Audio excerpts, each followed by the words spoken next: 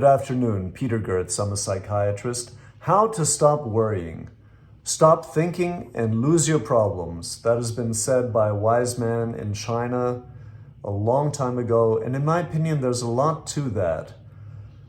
So from now on, I'd like you to stop thinking for the rest of your life. I'm just playing.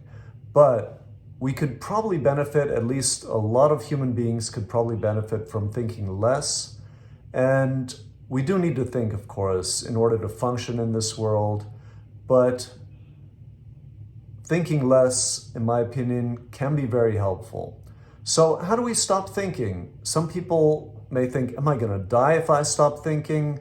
People can be so identified with thinking that seems to be their essence, and they may think, I'm just going to dissolve and die if I stop thinking.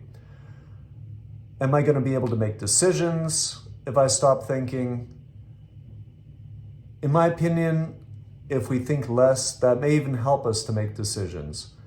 Worrying often is, or in general, is about the future, and for our purposes, the future does not exist.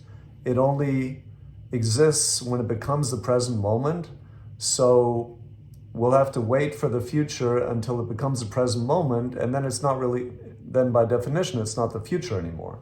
So for our purposes, we can say the future doesn't exist. So if we're worrying about the future, we're worrying about something that doesn't exist. Now, if you look at the theory of relativity or quantum physics, you may argue otherwise, but I'm just being simple for today's talk. So to stop thinking or worrying, things that can help are feeling our body. So being aware of our body instead of constantly thinking.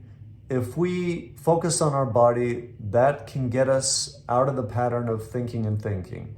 Focusing on our breathing, for instance.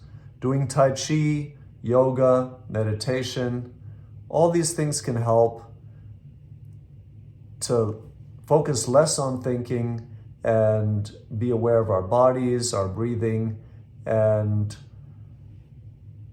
focus on things that are relaxing for us instead of worrying. So breathing is not going to worry you, hopefully, if you focus on your breathing, for example.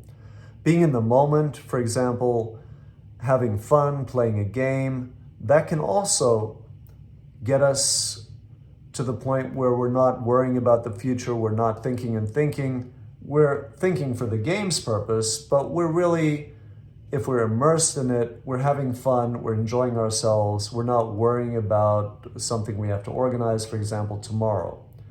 So how to make decisions if you want to think less? You may be able to do that, in my opinion, and that can work quite well, in my opinion, if you get the information. So you use your thinking to get all the information you need about a certain issue that you're wanting to make a decision about.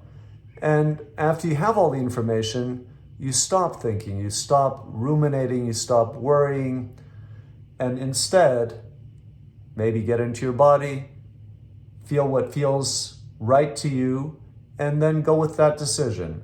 So that process, in my opinion, can be helpful.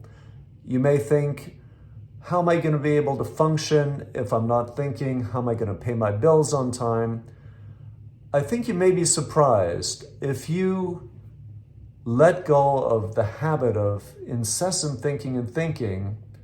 You're going to think when necessary, but otherwise, if you have enough information, you're going to go with what feels right, and you're going to get things done.